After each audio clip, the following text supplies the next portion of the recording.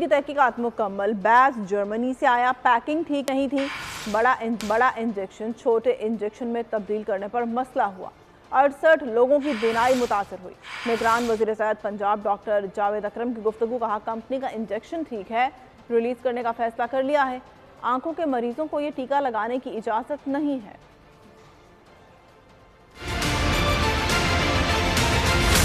हमने इंक्वायरी का बहुत जो कैनवस है वो बढ़ाया बहुत ज़्यादा। हमने बहुत सारी पाकिस्तान की कंपनीज और बहुत सारी बाहर की कंपनीज को इन्वॉल्व किया। एक टीका बना था, जो ये वाला बैच था, ये आया था जर्मनी से, लेकिन जितने हमने उनके सैंपल्स लगाए वो सब नेगेटिव आए। जो अप्रूव्ड यूज़ नहीं था उसका यूज़ हो रहा था आई में।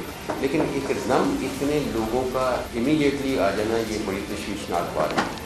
अभी काफ़ी हद तक हम कंफर्म्ड है, रॉश की दवाई बिल्कुल ठीक है, बिल्कुल 100% इन्फेक्शन फ्री है, स्टेराइल है।